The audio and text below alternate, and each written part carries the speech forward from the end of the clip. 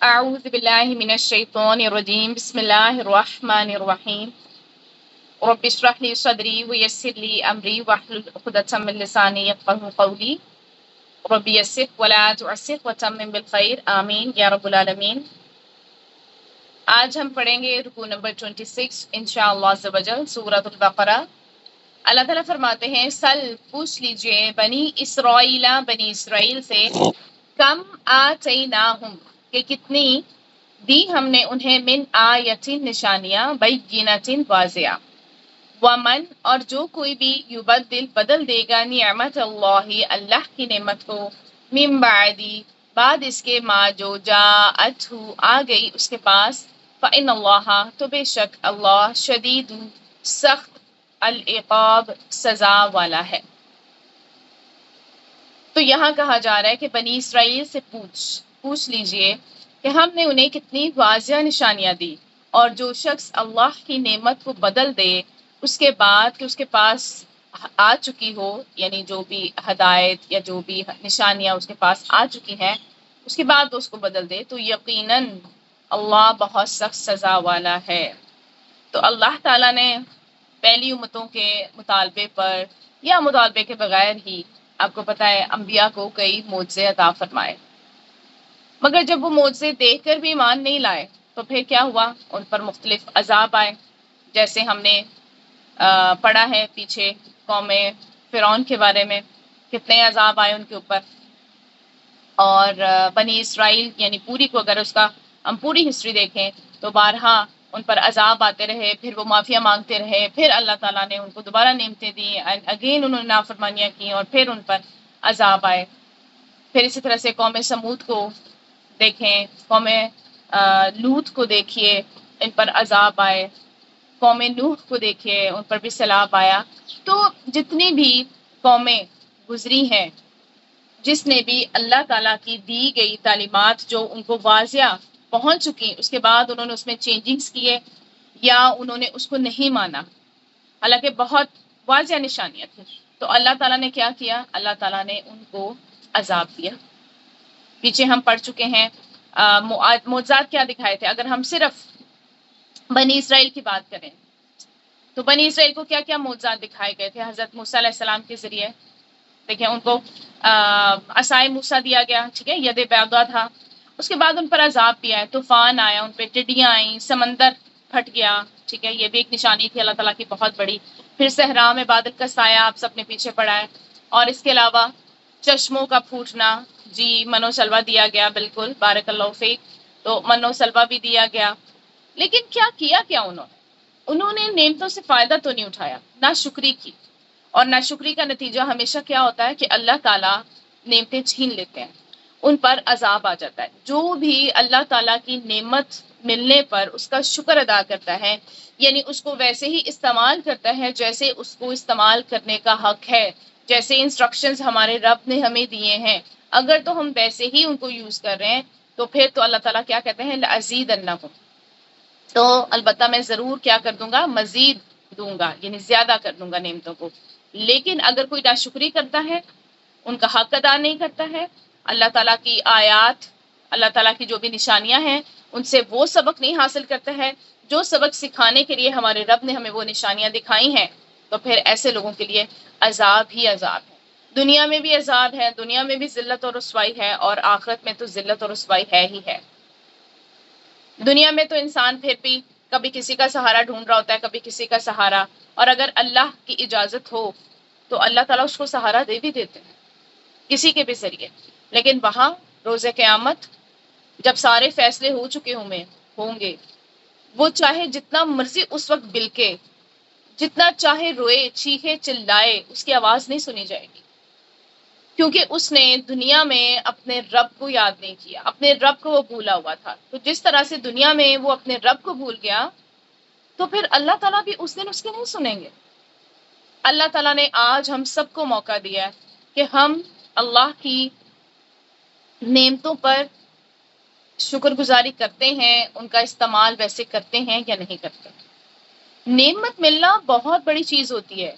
लोग कहते हैं ہم اللہ تعالیٰ ہماری سنتے نہیں ہیں، اللہ تعالیٰ ہماری سنتے نہیں ہیں، ہم یہ دعا کرتے ہیں، ہم وہ دعا کرتے ہیں، ہماری تو قبول نہیں ہوتی ہے، فلاں کو دیکھو اتنی نعمتیں ملی ہوئی ہیں۔ اور وہ جو فلاں انسان ہوتا ہے نا، پہلی بات تو انسان کو یہ باتیں کرنی نہیں چاہیے، اللہ تعالیٰ سب کی سنتے ہیں، ٹھیک ہے؟ ضروری نہیں ہے کہ ہماری مرضی کی کوئی چیز ہمیں مل جائے تو ہم کہیں ہمارا رب ہمیں سن رہا ہے، اور اگر ہماری مرضی کی نہیں ملی تو ہم کہیں نہیں ہمارا رب ہمیں نہیں سن رہا ہے۔ ہم ایز اے پیرنٹس بہت دفعہ ایسا ہوتا ہے کہ ہمارے بچے ہم سے کوئی چیز مانگ رہے ہوتے ہیں، کوئی چیز ڈیمانڈ کر رہے ہوتے ہیں، ہم ان کو نہیں دیتے ہیں۔ ہمیں لگ رہا ہوتا ہے ایز اے انسان، ایز اے ماں، کہ ان کے فیوچر کے لیے وہ چیز اچھی نہیں ہے، ہم ان کو نہیں دیتے ہیں، وہ روتے ہیں، وہ تڑپتے ہیں، وہ ہماری بختویاں بھی کرتے ہیں، ہمارے بارے میں بدگمان بھی ہوتے ہیں، لیکن پھر بھی ہمیں اپنے بچوں کی دنیا اور آخرت کی فکر ہوتی ہے، جس کی وجہ سے ہم اپنی عقل کے حساب سے ان کو وہ چیز پرووائڈ نہیں کرتے ہیں، کیونکہ ہمیں وہ صحیح نہیں لگ رہی ہوتی۔ تو ہمارا رب جو رب کائنات ہے، جس نے پوری دنیا بنائی ہے، اس کو پتہ ہے ہمارے لیے کیا صحیح ہے کیا نہیں صحیح ہے، تو پھر ہم پہلی بات تو اللہ تعالیٰ پہ سوال اٹھا ہی نہیں سکتے۔ اور اس کے بعد کچھ لوگ تو ایسے ہیں سبحان اللہ کہ اتنی ساری نعمتیں ملتی ہیں اور نعمتوں کی قدردانی ہی نہیں ہوتی۔ بہت سارے لوگ آپ دیکھیں آج کل کس کے پیچھے ہیں؟ پیسے کے پیچھے ہیں۔ ہمارے گھر میں پیسہ آ جائے، مال و دولت آ جائے تو ہمارے گھر میں سکون آ جائے گا، لیکن بہت سارے مالداروں کو دیکھیے، ان کے عجیب قسم کی پریشانیاں ہیں۔ ان کے پاس کھانے کو ہے، پینے کو ہے، پہننے کو ہے، اور بہت اچھا ہے، گاڑیاں ہیں، بہترین گھر ہیں محلوں جیسے، پھر بھی وہ لوگ اینٹی ڈپریسو میڈیسنز لے رہے ہوتے ہیں، پھر بھی وہ لوگ ڈپریس ہوتے ہیں، چھوٹی چھوٹی باتوں پہ اپنے آپ کو ان چیزوں میں ایسا الجھاتے ہیں کہ انزائٹی پیشنٹس بن جاتے ہیں، روتے ہیں، پریشان رہتے ہیں، اور جو نعمتیں اللہ نے ان کو دی ہیں اس پہ غور و فکر نہیں کرتے ہیں، جو نہیں ہے اس کے پیچھے پھر پڑ جاتے ہیں۔ ہرس، انسان کی جو ہرس ہے نا وہ کبھی ختم نہیں ہوتی۔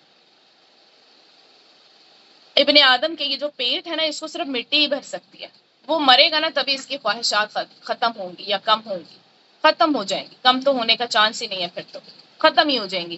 دنیا میں اللہ تعالیٰ نے ہمیں یہ وقت دیا ہے، سنہری گولڈن چانس جسے کہا جاتا ہے، لیکن ہم اس کو ویسٹ کر رہے ہیں، ہم اللہ تعالیٰ کی اس طرح سے قدر نہیں کر رہے ہیں۔ دیکھیں ہمیں بنی اسرائیل کے بیہیویئر کو، ان کے طریقے کو فالو نہیں کرنا ہے۔ جب کسی پر نعمت آتی تھی تب تو وہ کیا کرتے تھے؟ اس کو بدل دیتے تھے، یہی یہاں پہ کہا جا رہا ہے۔ تو کیا ہم بھی اپنی جو ہمیں نعمت دی ہے، اگر ہمارے رب نے ہمیں ایک اچھی گاڑی دی ہے تو ہم دوسرے کا جہاز دیکھ کے پریشان ہو جائیں کہ اس کو جہاز مل گیا؟ اللہ اکبر۔ تو اللہ تعالیٰ نے ہمیں جہاں رکھا ہے، جیسا رکھا ہے، بہت اچھا رکھا ہے۔ جو اللہ نے نعمتیں دی ہیں وہ ہمیں پہچاننی چاہیے اور ان پر شکر ادا کرنا چاہیے۔ اسی طرح سے اگر ہم قرآن کو دیکھیں تو قرآن ہمارے پاس ہمارے رب کی بہت بڑی نعمت ہے۔ ہمارے رب نے ہمیں ایک کتاب دی ہے جو ہمیں پوری زندگی کس طریقے سے ہم نے اس دنیا میں گزارنی ہے وہ ہمیں پورا ایک سٹرکچر دے رہی ہے، ہمارا پورا سلیبس ہے اس میں۔ اگر ہم اس قرآن کی قدر نہیں کرتے تو کیا کرتے ہیں؟ اصل میں ہم اس قرآن کی، اس نعمت کی ناشکری کر رہے ہیں، اور اللہ کو ناشکری کرنے والے بندے پسند نہیں ہیں۔ ہمیں ناشکری نہیں کرنی ہے۔ اللہ تعالیٰ نے جو بھی احکامات اس میں دیے ہم سب کو ماننا ہے۔ ابھی ہم نے کتنے سارے احکامات پڑھے ہیں، روزوں کے بارے میں، قصاص کے بارے میں، حج کے بارے میں، بہت سارے احکامات پڑھے ہیں۔ اگر وہ ہم صرف پڑھ لیں اور پڑھ کے آگے چلتے جائیں اور ان پہ عمل نہ کریں تو کیا ہی فائدہ ہے ہمارے پڑھنے کا؟ اگر ہماری زندگی نہ بدلے، ہمارا عمل ہی نہ بدلے تو کیا فائدہ؟ اس کا مطلب ہے کہ قرآن پڑھ تو رہے ہیں لیکن ہمارے حلق سے نیچے نہیں اتر رہا ہے، حلق میں ہی اٹکا ہوا ہے۔ قرآن صرف پڑھنے پڑھانے کی کتاب نہیں ہے، قرآن تو عمل کی کتاب ہے۔ ہمارے پاس حق آ چکا ہے، جیسے ان کے پاس حق آ گیا تھا، واضح نشانیاں آ گئی تھی، پھر بھی انہوں نے بدلا۔ ہم بھی بدل رہے ہیں۔ ہمارے موبائلز میں قرآن کی بجائے کیا کھل رہا ہوتا ہے؟ ہم سب بہتر جانتے ہیں۔ قرآن کو ہم چینج کر رہے ہیں، کس سے ریپلیس کر رہے ہیں؟ سوشل میڈیا سے۔ ہمارے گھروں میں اب کتابیں نہیں ہوتی ہیں، لیپ ٹاپس ہوتے ہیں، آئی پیڈز ہوتے ہیں، ڈفرینٹ قسم کے ایسے گیجٹس ہوتے ہیں جو ہمیں سوشل میڈیا پہ مصروف رکھتے ہیں، قرآن کے ساتھ مصروف نہیں رکھتے ہیں اتنا۔ قرآن کے ساتھ آدھا گھنٹہ گزارنا پڑ جائے تو ہمیں مشکل لگ رہی ہوتی ہے. ہر جمعے کے جمعے سورہ کہف پڑھنی پڑ جائے وہ مشکل لگ رہی ہوتی ہے، لمبی لگ رہی ہوتی ہے. اور سوشل میڈیا پہ اپنے پسند کے پروگرام جو بھی دیکھنے ہیں اس پہ ہم 2 2 4 4 6 6 گھنٹے گزار دیتے ہیں، ہمیں پتہ بھی نہیں چلتا. تو ہم بدل رہے ہیں. ہمارے رب نے ہمیں نعمتیں دی ہیں. یہ لیپ ٹاپ اگر آج میرے اور آپ کے ہاتھ میں ہے نا تو کس نے دیا ہے؟ ہمارے رب نے. یہ موبائل کس نے دیا ہے اتنا مہنگا؟ ہمارے رب نے. اور اسی کے احکامات کو ہم بھول جائیں، یہ تو ناانصافی ہے. ہمیں یاد رکھنا چاہیے اگر ہم نے ایسا کچھ بھی کیا فَإِنَّ اللَّهَ شَدِيدُ الْعِقَابِ، تو اللہ تعالیٰ تو پھر سخت سزا دینے والا بھی ہے. اللہ جب نعمت دیتا ہے تو اللہ عذاب بھی دیتا ہے. اللہ نے اگر جنت بنائی ہے نا تو یاد رکھیے اللہ نے جہنم بھی بنائی ہے اور اس میں انسانوں نے جانا ہے. اگر ایسا نہ ہوتا تو پھر جہنم نہ بنتی، بس جنت ہی ہوتی. اور انسان یہاں پہ دنیا پہ کیوں اپنے آپ کو روک لیتا ہے؟ صرف یہی سوچ کے کہ کہیں میں جہنم میں نہ چلا جاؤں. تو اللہ تعالیٰ نے یہ جزا اور سزا کا دن تو بنایا ہے اور ہم سب کو وہ دن دیکھنا ہے، چاہے ہم چاہیں یا نہ چاہیں. یہاں پر اگر ہم دیکھیں بنی اسرائیل کو تو پچھلی آیت میں بھی دیکھیں ہم نے بنی اسرائیل کا ذکر پڑھا تھا. اب یہاں پر دوبارہ ذکر ہوا ہے. کیوں؟ تاکہ ہم سبق حاصل کریں کہ ہم سے پہلے بنی اسرائیل نے کیا کیا تھا. اللہ نے ان کو چنا تھا امامت کے لیے، اپنے دین کی خدمت کے لیے. تو انہوں نے کیا کیا؟ دین کی خدمت چھوڑ کے دنیا کے پیچھے لگ گئے. تو گویا انہوں نے اللہ کی نعمت کو بدل دیا. تو جو بھی ایسے کرے گا چاہے وہ بنی اسرائیل میں سے ہو یا بنی اسماعیل میں سے، اللہ سخت سزا دینے والا ہے. دیکھیے اللہ تعالیٰ کی نعمت کیا ہے. آپ صلی اللہ علیہ وسلم نے فرمایا کہ اللہ تعالیٰ جس سے بھلائی کا ارادہ کرتے ہیں اس کو دین کی سمجھ عطا فرما دیتے ہیں. سبحان اللہ. اٹ مینس دین کی سمجھ کا موقع بھی اللہ تعالیٰ نے دے دیا، توفیق بھی دے دی. کوئی ایسی سخت مجبوری بھی نہیں ہے، کوئی ایسے شدید سخت حالات بھی نہیں ہے کہ جس میں انسان کہے کہ نہیں بھائی میں نہیں کر سکتا. اور پھر انسان اسے چھوڑ کے دنیا کے پیچھے بھاگنا شروع کرتے. آپ سوچیں اگر ساری امت ایسے ہی کرنے لگ جائے تو پھر نتیجہ کیا نکلے گا؟ کیا بنے گا؟ یہ دین ہم تک کیسے پہنچے گا؟ ہم دین پہ عمل کیسے کریں گے؟ ہماری زندگیاں کیسے بدلیں گی؟ یہ تو ختم ہو جائے گا. کم لوگ ہیں ابھی بھی جو یہ سوچ کے اپنے آپ کو دین کے ساتھ جوڑے ہوئے ہیں کہ ہم اللہ کی اس نعمت پر شکر گزار ہیں اور ہم اس پر عمل کرنے کی کوشش بھی کر رہے ہیں اور ہم اسے آگے پاس آن بھی کر رہے ہیں. لیکن ہم سب کو اپنے حصے کا کردار ادا کرنا چاہیے. چند لوگوں پہ ڈیپینڈ نہیں کرنا. یہ چند لوگوں کی رسپانسبلٹی نہیں ہے، یہ ہم سب کی رسپانسبلٹی ہے. اگر ہمیں کوئی ایک بھی اچھی بات پتہ چلتی ہے ہم خود اس پہ عمل کر رہے ہیں، ہمیں پاس آن کرنی چاہیے. اس کے لیے ہمارا کوئی عالم عالمہ ہونا ضروری نہیں ہوتا ہے. کوئی بھی ایک بات آپ کو اچھی لگ جائے، ایک چیز، ایک قرآن کی آیت آپ کو یاد ہے جس پہ آپ عمل بھی کر رہے ہیں، پاس آن کیجیے. کوئی ایسی حدیث جس نے آپ کی زندگی بدل دی، ہو سکتا ہے آپ کسی اور کو سنائیں اس کی بھی زندگی بدل جائے. تو کنجوسی نہیں کرنی چاہیے. اور کیا نہیں کرنا چاہیے؟ نعمت جو بھی اللہ نے دی ہے اس کو بدلنا نہیں ہے. نعمت کیا تھی جو انہوں نے بدلی؟ ان آیات کو انہوں نے چھوڑ دیا، اس دین کو چھوڑ دیا اور جن چیزوں کے پیچھے لگ گئے وہ کیا ہیں؟ وہ صرف دنیاوی. تو یہاں پر کیا کہا جا رہا ہے کہ ابھی پیچھے ہم نے کیا پڑھا تھا کہ یا ایھا الذین آمنوا ادخلوا، پچھلی آیت میں ہم نے کیا پڑھا تھا؟ یہاں پر ہم دیکھ لیتے ہیں. ہاں جی، یا ایھا الذین آمنوا ادخلوا فی السلم کافہ، کہ اسلام میں پورے کے پورے داخل ہو جاؤ. ٹھیک ہے، ہمیں یہ نہیں کہا گیا کہ آدھے کام کرو اور آدھے چھوڑ دو، نہیں، پورے کے پورے داخل ہونے کا کہا ہے. تو ہم ہر حکم کو اپنی مرضی کے مطابق عمل نہیں کریں گے بلکہ جو ہمیں دیا گیا ہے، جیسے دیا گیا ہے ویسے ہی عمل کریں گے. ہم کیا کرتے ہیں؟ جو ہمیں سوٹ کرتا ہے وہ لے لیتے ہیں اور جو ہمیں سوٹ نہیں کرتا ہے وہ چھوڑ دیتے ہیں. تو دنیا کے سامنے دیکھیں مسلمانوں کی ایک اچھی مثال تو قائم نہیں ہو رہی ہے. پھر مسلمان تو پہچانے جاتے ہیں اپنے عمل سے، اپنے کردار سے. تو ہمیں جہاں محنت کرنی چاہیے، جہاں ہمیں اپنی ساری قوتیں لگانی چاہیے، جہاں پہ ہمیں اپنے آپ کو پروو کرنا چاہیے، وہاں نہیں کر رہے ہیں، بس فضول قسم کی چیزوں میں اٹکے ہوئے ہیں، وہیں پہ دل لگایا ہوا ہے، وہیں پہ کام کر رہے ہیں۔ تو ذرا سوچئے کہ ہم نے اپنے آپ کو، اپنی نسلوں کو کن کاموں میں الجھایا ہوا ہے۔ جب اس امت کو پہلا سبق ملا تھا اقرا، ٹھیک ہے، تو کیا تھا؟ یہ امت پڑھنا لکھنا بھولی ہوئی تھی، اور اقرا صرف خالی اقرا نہیں ہے، اقرا بسم ربک الذی خلق، کہ اپنے رب کے نام کے ساتھ پڑھیے۔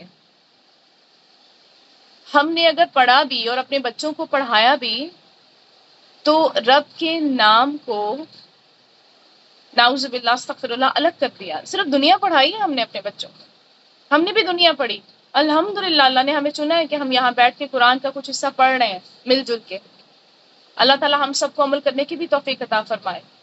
یہ تو اللہ تعالیٰ نے ہم پہ بہت رحمت کی ہے، بہت بڑی نعمت دی ہے، بہت بڑا خزانہ دے دیا ہے۔ بہت سارے لوگ اس وقت پتہ نہیں دنیا کے کون کون سے کام کر رہے ہیں۔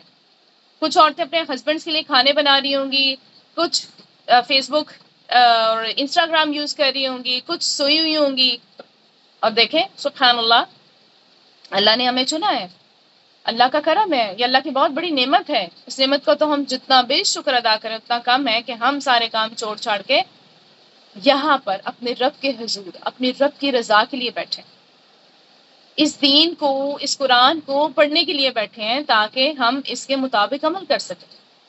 ہماری زندگی کا اور کوئی مقصد نہیں ہونا چاہیے۔ یہاں بیٹھنا ہم نے کسی کو دکھانے کے لیے نہیں ہے، صرف اس لیے بیٹھنا ہے کہ ہم دیکھیں، پڑھیں، سمجھیں، اس پہ عمل کریں اور پھر اس کو پاس آن کریں، تو ہی ہم اس نعمت کی قدردانی کر رہے ہیں۔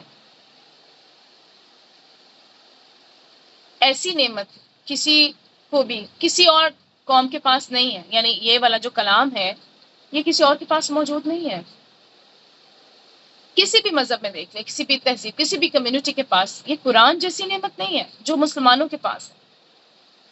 وہ جس بھی دین پر ہیں وہ اپنے بچوں کو وہ سکھاتے ہیں اور پڑھانے میں محنت کر رہے ہیں، لیکن ہم لوگ سبحان اللہ ہمارے پاس بھی تو آیتن بینتن ہے نا یہاں پر قرآن کے فارم میں، تو اب ہم کیا کر رہے ہیں؟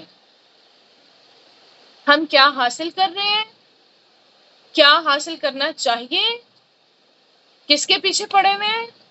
اور کیا کرنا چاہیے؟ یہ ہم سب کو اپنا اپنا محاسبہ کرنے کی اور اپنے آپ کو کریکٹ کرنے کی ضرورت ہے۔ اللہ تعالیٰ فرماتے ہیں زینا، مزین کر دی گئی ہے، للذین، ان کے لیے جنہوں نے کفروا کفر کیا، الحیات دنیا، دنیا کی زندگی۔ اللہ اکبر، تو یہ کافروں کے لیے ہے، ہمارے لیے نہیں ہے۔ وَيَسْخَرُونَ، اور وہ مذاق اڑاتے ہیں، من الذین، ان سے جو آمنوا، ایمان لائے، والذین، اور وہ جنہوں نے اتقوا، تقوی کیا، فوقہم، اوپر ہوں گے ان کے، یوم القیامت، قیامت کے دن۔ اللہ، اور اللہ، یرزق، رزق دیتا ہے، من یشاء، جسے وہ چاہتا ہے، بغیر حساب، بغیر حساب کے۔ تو اب کیا کہا جا رہا ہے کہ ان لوگوں کے لیے جنہوں نے کفر کیا، دنیا کی زندگی خوشنما بنا دی گئی، اور وہ ان لوگوں سے مذاق کرتے ہیں جو ایمان لے آئے۔ حالانکہ جو لوگ ڈر گئے وہ قیامت کے دن ان سے اوپر ہوں گے، اور اللہ جسے چاہتا ہے بے حساب دیتا ہے رزق، سبحان اللہ۔ تو یہاں پر ہمارے لیے کیا میسج ہے اس آیت میں؟ کہ دیکھیں یہ جو کام کر رہے ہیں نا، یہ مسلمانوں کے کرنے کے کام نہیں ہے۔ دنیا کی زندگی تو کافروں کے لیے خوبصورت بنائی گئی ہے، اور ان کا کیا کام ہے کہ وہ اپنی دنیا میں ترقی کر کے اہل ایمان کو بے وقوف سمجھتے ہیں، حقیقی ایمان والوں کا مذاق اڑاتے ہیں۔ لیکن وہ لوگ جنہوں نے تقوی اختیار کیا، سبحان اللہ، قیامت کے دن وہ ان سے اوپر ہوں گے۔ یعنی ایک مسلمان چاہے دنیاوی اور مادی اعتبار سے کمزوری کیوں نہ ہو، لیکن ایمان میں اگر وہ بڑا ہوا ہے، جیسے آپ دیکھیں حضرت صہیب رضی اللہ تعالیٰ عنہ، حضرت بلال رضی اللہ تعالیٰ عنہ، حضرت سلمان فارسی کو دیکھیں، اور بھی بہت سارے صحابہ کرام ہیں، ان کی مثالیں ہمارے سامنے ہیں۔ تو قدر کس چیز کی اسلام؟ ایمان کی، تقوی کی. قیامت کے دن یہ لوگ جو نا اپنے تقوی کی وجہ سے بلند مقامات پہ ہوں گے. اور دنیا کے رزق کا کیا ہے؟ وہ تو اللہ سب کو ہی دیتا ہے. سبحان اللہ، جسے اللہ چاہتا ہے اسے بے حساب رزق دیتا ہے. رزق کا تعلق نہیں ہے ایمان کے ساتھ. تو کفار کے ایمان نہ لانے کا باعث کیا تھا؟ کیا پتہ چل رہا ہے یہاں سے؟ ٹھیک ہے نا، ان کی زندگی، ان کی نگاہ میں کیا تھا؟ دنیا بہت مزین تھی. یہ وجہ تھی جس کی وجہ سے وہ لوگ ایمان نہیں لاتے تھے. اور مومن جو ہوتے ہیں نا، وہ آخرت کی نعمتوں کے مقابلے میں دنیا کی زیب و زینت اس کو کچھ بھی نہیں سمجھتے ہیں. کفار کے خیال میں کیا ہوتے ہیں ایسے مومن؟ بھولے بھالے ہوتے ہیں. وہ کہتے ہیں تو دیوانے ہیں، تو پاگل ہیں، ان کا تو مذاق اڑاتے ہیں، ان کو ذلیل کرتے ہیں اور ان کو ذلیل کرنا اپنا مشغلہ بنا لیتے ہیں. لیکن وقت یہیں پہ رک تو نہیں جانا، آگے بھی جانا. قیامت میں بھی آنا ہے، اور قیامت کے دن اہل تقوی ہر اعتبار سے ان سے بلند ہوں گے.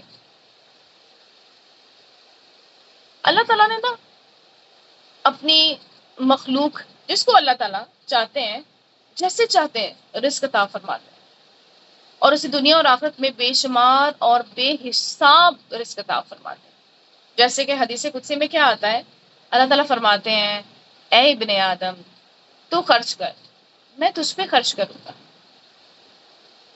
اور نبی اکرم صلی اللہ علیہ وسلم نے کیا فرمایا کہ اے بلال خوب خرچ کرو اور اس بات کا خوف نہ کھاؤ کہ عرش والا تمہیں محتاج کر دے گا. اور اللہ تعالیٰ نے فرمایا اور تم جو چیز بھی خرچ کرو گے وہ اس کا تمہیں عوض دے گا. تو کس لیے پریشان ہو رہے ہیں پھر ہم؟ رزق کے لیے نہیں، آخرت کے لیے پریشان ہونا ہے. رزق تو اللہ نے دینا ہی ہے، واللہ یرزق من یشاء بغیر حساب. اصل چیز ہے ہمیں اپنے اعمال دیکھنے. انسان کیا ہے؟ مال کے پیچھے بھاگتا رہتا ہے. کیا کہتا ہے؟ ایک حدیث میں آتا ہے کہ ابن آدم کہتا ہے میرا مال میرا مال. حالانکہ تیرا مال تو صرف وہی ہے جسے تو نے کھا لیا اور ہضم کر لیا یا پہن لیا اور بوسیدہ کر دیا یا صدقہ کر کے آگے بھیج دیا. اور ایک روایت میں ہے کہ اس کے سوا جو ہے تو دنیا سے جانے والا ہے اور تو اسے لوگوں کے لیے چھوڑنے والا ہے. اور یہ حقیقت ہے، یقیناً حدیث میں آئے. جو بھی انسان اس دنیا سے جاتا ہے بتائیں ذرا کیا لے کے جاتا ہے؟ کسی کے پاس بہت زیادہ رزق ہونا اس بات کی دلیل نہیں ہوتی ہے کہ وہ اللہ کا بڑا ہی پیارا ہے، بڑا ہی عزیز ہے. کوئی بھی شخص مادی معنوں میں مکمل طور پہ فقیر ہو کر بھی اللہ کے نزدیک بڑا عزیز ہو سکتا ہے، بڑا محبوب ہو سکتا ہے. حدیث میں آتا ہے کہ جو شخص کسی مومن مرد یا عورت کو اس کے فقر و فاقوں یا اچھے لباس و گھر نہ ہونے کی وجہ سے حقیر سمجھتا ہو تو اللہ تعالیٰ قیامت کے روز اسے اولین و آخرین کے مجموعے میں ذلیل و رسوا کریں گے. اب مدینہ کے دور میں دیکھیں مسلمان جو تھے معاشی اعتبار سے بڑے کمزور تھے، لیکن جو منافق تھے اور یہود تھے وہ کون تھے؟ وہ بڑے امیر تھے. وہ اہل ایمان کا مذاق اڑاتے تھے کہ ان کی مادی حالت کیا ہے. منافقین جنگ میں نہیں جاتے تھے کہ ہمارے گھروں اور ہمارے بزنس کا کیا ہوگا، لیکن جو اہل ایمان تھے وہ ایک پکار پہ سب کچھ چھوڑ چھاڑ کے نکل جاتے تھے. کیا انہیں خوف نہیں تھا؟ کیا انہیں رزق نہیں چاہیے تھا؟ نہیں، چاہیے تھا، لیکن انہیں خوف نہیں تھا، انہیں توکل تھا اپنے رب پہ کہ جس رب کے لیے ہم نکل رہے ہیں وہ رب ہمیں ہر چیز عطا فرمائے گا. انہیں یقین تھا. ہمارا یقین بڑا کمزور ہو گیا. ایسے ہی ہم لوگ اس کے پیچھے بھاگ رہے ہیں، دنیا کے پیچھے. اس دنیا نے ہمیں کچھ نہیں دینا. یہ دنیا ہمیں دے گی تب جب ہم اس دنیا کو استعمال کریں گے اپنی آخرت کی تیاری کے لیے. اس دنیا میں گم نہیں ہو جانا، ہم نے اس دنیا کو استعمال کرنا ہے. یہ دنیا ہمارے لیے بنائی ہے ہمارے رب نے، ہمیں اس دنیا میں بھیجا ہے کہ ہم یہاں پہ رہیں، اللہ تعالیٰ کے احکامات پہ عمل کرتے ہوئے، اپنی حدود کے اندر رہتے ہوئے. جانوروں کی طرح زندگی نہیں گزارنی ہم نے، جو دل چاہا کھا لیا، جو دل چاہا پہن لیا، جو دل چاہا کر لیا. ایسا نہیں ہونا چاہیے.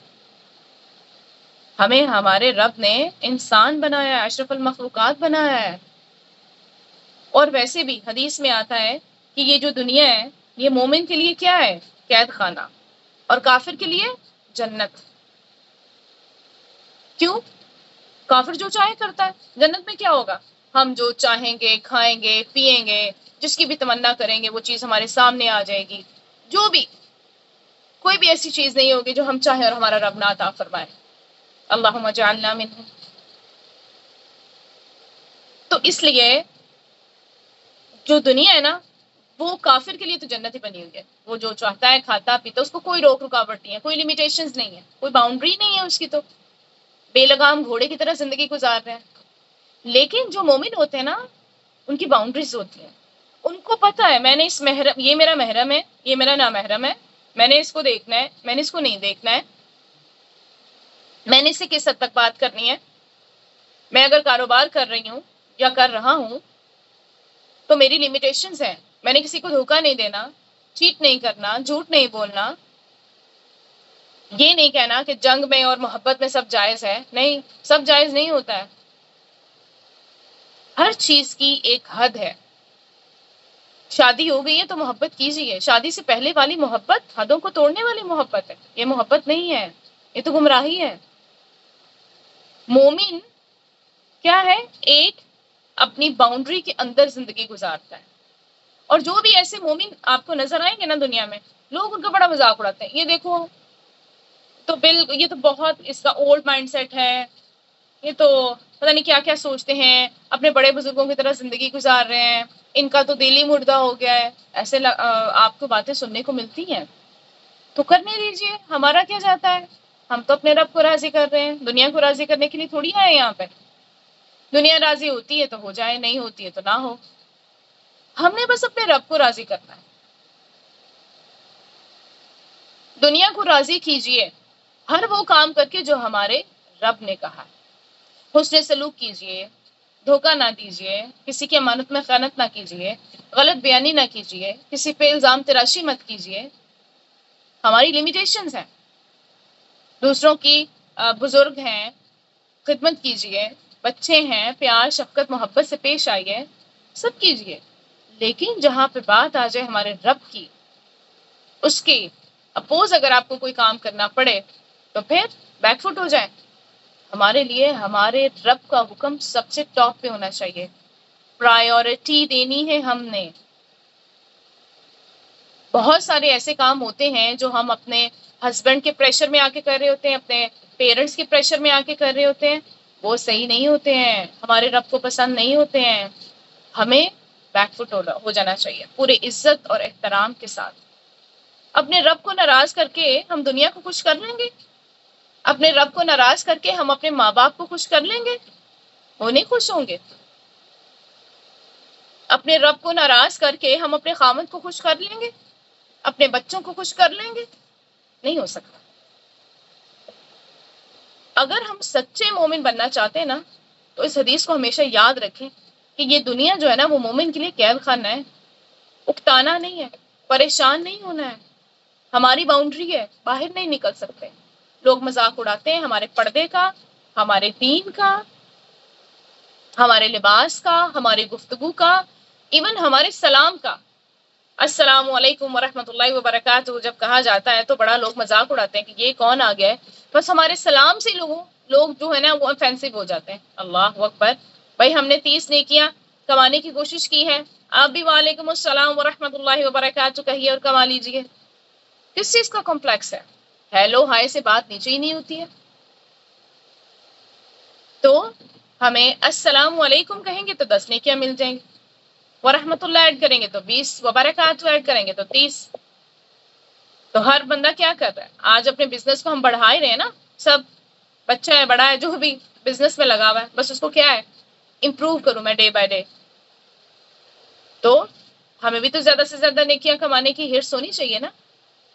کیونکہ جانے جانے میں ہم بہت سارے ایسے گناہ کر جاتے ہیں جن کی ہمیں خبر بھی نہیں ہے. تو بچائے گا کون ہمیں؟ ہمارا رب اپنے فضل و کرم سے. اور ہمارے اعمال اچھے کرنے ہیں، نیکیوں کے پہاڑ جمع کرنے ہیں تاکہ ہم کنتراتے کنترا سے بآسانی گزر سکیں، جنت الفردوس میں داخل ہو سکیں، جنت عدن میں داخل ہو سکیں، آپ صلی اللہ علیہ وسلم کی ہمسائیگی حاصل کر سکیں۔ کیسے ملے گی وہ ہمسائیگی؟ اللہ کے احکامات کو مان کے، دنیا کی پرواہ کیے بغیر۔ تو اللہ تعالی ہم سب کو عمل کرنے کی توفیق عطا فرمائے، اور یہ جو رزق کے لیے پریشان ہم ہوتے ہیں نا، اس کے لیے ہم پریشان ہونا چھوڑ دیں۔ اصل پریشانی ہمیں اپنے ایمان کی ہونی چاہیے، رزق کی نہیں۔ اللہ تعالیٰ فرماتے ہیں کان الناس امۃ واحدہ، تھے لوگ امت ایک ہی، فبعث اللہ، تو پھر بھیجا اللہ نے، النبیین، نبیوں کو، اللہ تعالیٰ نے نبیوں کو بھیجا۔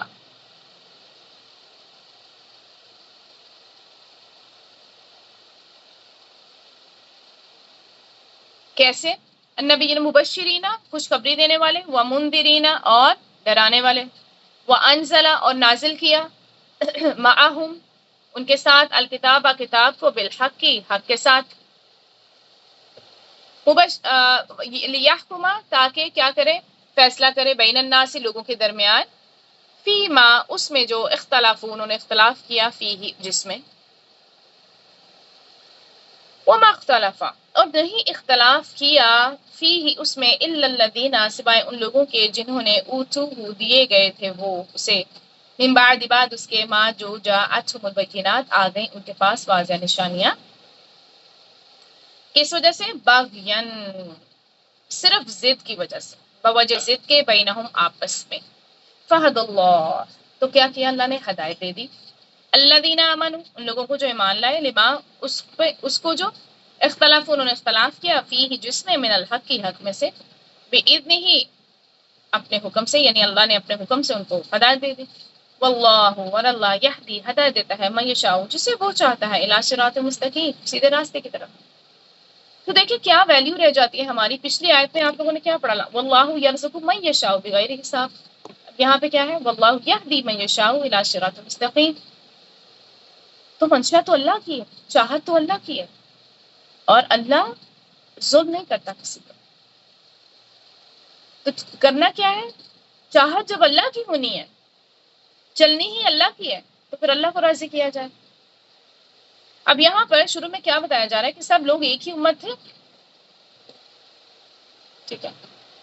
پھر اللہ تعالیٰ نے نبی بھیجے، خوشخبری دینے والے اور ڈرانے والے، اور ان کے ہمراہ حق کے ساتھ کتاب اتاری، تاکہ وہ لوگوں کے درمیان ان باتوں کا فیصلہ کریں جن میں انہوں نے اختلاف کیا تھا، اور اس میں اختلاف انہی لوگوں نے کیا جنہیں وہ دی گئی تھی، اس کے بعد کہ ان کے پاس واضح دلیلیں آ چکی، آپس کی ضد کی وجہ سے۔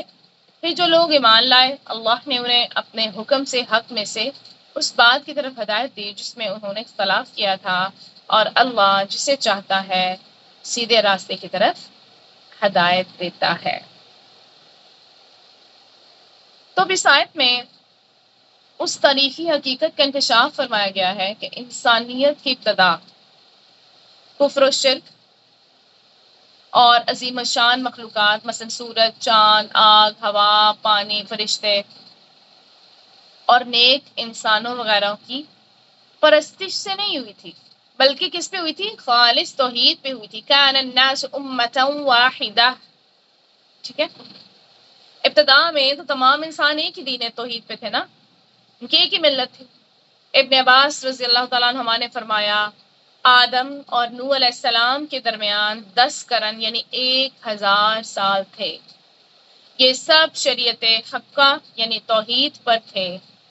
پھر ان میں اختلاف پیدا ہوئے، یعنی شیطان کے بہکانے سے ان میں شرک آیا، تب اللہ تعالیٰ نے یعنی نوح علیہ السلام اور دوسرے انبیاء بھیجے، اور پھر کیا ہوا؟ پھر مسلسل انبیاء آتے رہے، ان پہ کتابیں نازل ہوتی رہیں، تاکہ ان کو اختلاف سے نکال کے ہدایت کی طرف لایا جائے۔ تو ابتدا میں دیکھیں لوگ کس پر تھے؟ عقیدہ توحید پہ تھے۔ حضرت آدم علیہ السلام سے لے کر حضرت محمد صلی اللہ علیہ وسلم تک سب کا دین کیا ہے؟ ایک ہی۔ اللہ نے مختلف ادوار میں انبیاء بھیجے جو حق کا پیغام لائے، کتابیں بھی آئیں، لوگوں کے اختلافات دور ہوئے، لیکن ہوا کیا؟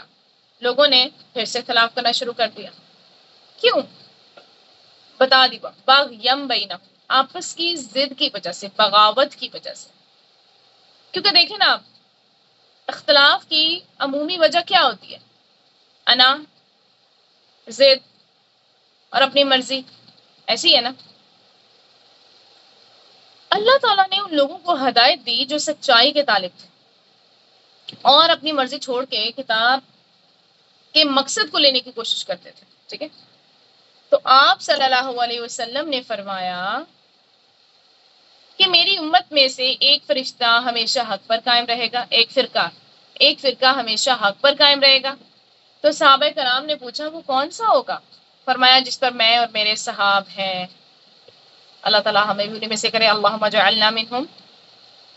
تو صحابہ کرام جو تھے نا، وہ قربانی کی سطح پہ دین کے لیے دینے والے تھے. دین سے فائدہ، آخرت کا فائدہ اٹھانے والے تھے. آپ صلی اللہ علیہ وسلم نے فرمایا کہ میری امت کا ایک گروہ ہمیشہ حق پہ رہے گا اور ان کا کوئی مخالف انہیں نقصان نہیں دے سکے گا یہاں تک کہ اللہ کا فیصلہ آ جائے. یہ اختلاف اور مشکل حالات، یہ جو آزمائشیں ہوتی ہیں نا، یہ ہمیں سکھانے کے لیے آتی ہیں تاکہ پتہ چلے کہ کون سا شخص کتنا زیادہ کمیٹڈ ہے. ٹھیک ہے. باتیں تو ہم سب ہی کر لیتے ہیں، لیکن جب کسی پہ ہوتی ہے کوئی زیادتی، کوئی ظلم، کوئی تکلیف، کوئی پریشانی آتی ہے تو پتہ چلتا ہے. آپ حضرت بلال کو دیکھیں. حضرت بلال کیسے تھے؟ حضرت بلال سے جب پوچھا گیا کہ آپ اتنے ظلم کیوں سہتے ہیں، کیونکہ دیکھیں نا، ان کو تپتی ریت پہ لٹا دیا جاتا تھا، بھاری بھاری پتھر ان کے اوپر رکھ دیے جاتے تھے. تو انہوں نے فرمایا کہ جب تم مٹی کا برتن خریدتے ہو تو اسے ٹھوک بجا کے دیکھتے ہو، تو میرا رب مجھے ٹھوک بجا کے کیوں نہ دیکھے کہ میرا لا الہ الا اللہ کہنا کتنا سچا ہے. حي على الصلاة. کتنی خوبصورت اور کتنی گہری بات ہے. واقعی جب ہم مٹی کا برتن بھی خریدنے جاتے ہیں نا تو ٹھوک بجا کے لیتے ہیں. آپ جائیں ذرا مارکیٹ میں، ایسے ہی لے لیتے ہیں. کوئی بھی چیز، کوئی بھی کپڑا پسند آ جائے تو بس گئے، لیا اور ڈن، گھر واپس. اپنے کچن کی، اپنے گھر کی کوئی چیز خریداری کرنی ہو آپ نے تو کیسے چیک کرتے ہیں؟ اس کا کپڑا کیسا ہے، اس کی سٹچنگ کیسی ہے، پائیدار ہے بھی یا نہیں، اچھا بھی لگے گا یا نہیں. 100 سوال اٹھتے ہیں. پھر کوئی ایک بھی بندہ کہہ دے گا نہیں یہ اچھا نہیں لائی، تو واپس کرنے بھی چلے جاتے ہیں. اور یہاں دین کے معاملے میں کیا حال ہے ہمارا؟ جب ہم پہ کوئی مصیبت آتی ہے، ہماری آزمائش ہوتی ہے، تو ہم جلدی سے کیا کہنا شروع کر دیتے ہیں؟ اب ہم سے برداشت نہیں ہو رہا، یا اللہ بس ہو گیا ہماری. اتنی جلدی بس ہو جاتی ہے ہماری. ہم نے تو کوئی بھی ایسی قربانی نہیں دی جیسے صحابہ کرام نے دی ہے. آزمائشیں صرف نقصان کی صورت میں نہیں ہوتی ہیں، یہ بھی یاد رکھیں. صرف تکلیف کی صورت میں نہیں ہوتی ہیں، کبھی کبھی پرکشش بھی ہوتی ہیں. فار ایگزامپل، آپ کو اچھی جاب کی آفر ہو جائے. ٹھیک ہے. اب آپ وہ جاب کر رہے ہیں، حالانکہ وہ جاب جائز نہیں ہے، لیکن آپ کا دنیاوی سٹیٹس بڑھ رہا ہے، آپ انجوائے کر رہے ہیں، آپ کا سرکل، سوشل سرکل جو ہے وہ اچھا ہو رہا ہے اس کی وجہ سے. تو کیا کریں گے؟ چھوڑ دیں گے یا کنٹینیو رکھیں گے؟ یہی ہماری آزمائش ہے. تو اللہ کا دین جو ہم تک پہنچا ہے، حق کے ساتھ پہنچا ہے. انبیاء جو آئے وہ ڈرانے والے بھی تھے، خوشخبریاں دینے والے بھی تھے. تو ہمیں بھی ان دونوں چیزوں کو دماغ میں رکھنا چاہیے. ہمیں ڈراوے بھی ملیں گے، خوشخبریاں بھی ملیں گی، پر کرنا کیا ہے؟ اختلاف نہیں کرنا ہے. جو اللہ نے بھیجے بس چپ کر کے اس پہ عمل کرنا ہے. اختلاف کرنے کا حق نہیں ہے ہمارا. ہمارا رب جو ہے، رب کائنات جس نے سب کچھ بنایا ہے، اس نے جو بھی چیز دنیا میں ہمارے لیے بھیجی ہے وہ ہمارے فائدے کے لیے بھیجی ہے. اگر ہم اس پہ عمل کریں گے تو ہی ہمیں جنت ملے گی. اگر ہم عمل نہیں کریں گے تو جنت ایسے نہیں مل جائے گی. آگے پڑھیں گے ابھی ہم. جنت ایسے نہیں مل جاتی، بس باتوں سے نہیں مل جاتی ہے. آپ دیکھیں حضرت خباب بن ارت رضی اللہ تعالیٰ عنہ، ان پر بہت ظلم ہوتے تھے، تو آپ صلی اللہ علیہ وسلم نے فرمایا کہ تم سے پہلے ایسے لوگ گزرے جن کی ہڈیوں تک لوہے کی کنگھیاں چلائی گئیں اور سروں پر آرے چلا کر 2 ٹکڑے کر دیے گئے، مگر وہ اپنے دین سے نہیں پھرے۔ اللہ اپنے کام کو پورا کرے گا، یہاں تک کہ صنعا، یعنی یہ ایک جگہ کا نام ہے، سے حضر موت تک ایک سوار جائے گا اور اسے اللہ کے سوا کسی کا ڈر نہیں ہوگا، یعنی اتنا امن امان ہو جائے گا اس وقت تک۔ اور تب تک لیسن کیا دیا جا رہا ہے؟ صبر، برداشت۔ تو ہر شخص اپنے ایمان کے مطابق آزمایا جاتا ہے، جو جتنا زیادہ مخلص ہوتا ہے نا اتنا زیادہ آزمایا جاتا ہے، اور جو مخلص ہوتا ہے وہ اسی راستے پہ پھر قائم بھی رہتا ہے۔ کیوں؟ کیونکہ وہ تو جنت کا خریدار ہے نا، اور جنت کا سودا مہنگا ہے، سستا نہیں ہے، یہ اللہ کا سودا ہے، اللہ کا سودا جنت ہے، بڑی مہنگی ہے۔ اللہ نے مومنوں کی جان اور مال خرید لیے ہیں تاکہ بدلے میں جنت دے۔ تو جنت ناپسندیدہ چیزوں سے گھری ہوئی ہے، یہ یاد رکھنا چاہیے، یعنی ایسی چیزیں جو ہمارے نفس کو ناگوار گزرتی ہیں، اگر جنت تک پہنچنا ہے تو ان چیزوں سے گزرنا تو پڑے گا۔ کبھی مال کی کمی آئے گی، کبھی صحت کا مسئلہ ہوگا، کبھی لوگوں کی باتیں آڑے آئیں گی، کبھی آنے جانے کی مشقت ہوگی۔ تو جو اسے پار کر جائیں گے کیا ہوگا؟ جو پار کر جائیں گے وہی جنت کے قابل بنیں گے۔ جنت جو ہے وہ جھوٹوں کے لیے نہیں ہے، غداروں کے لیے نہیں ہے، دھوکے بازوں کے لیے نہیں ہے، جو صرف باتیں کرتے ہیں اور باتوں سے دوسروں کو لبھاتے ہیں، خوش کرتے ہیں اور امپریس کرتے ہیں، اور ان کو لگتا ہے کہ ہمیں جنت بھی مل جائے گی۔ پر جنت ایسی نہیں ملے گی، جنت صرف باتوں سے نہیں ملے گی، جنت انہی کو ملے گی جن کا ایمان مضبوط ہوا۔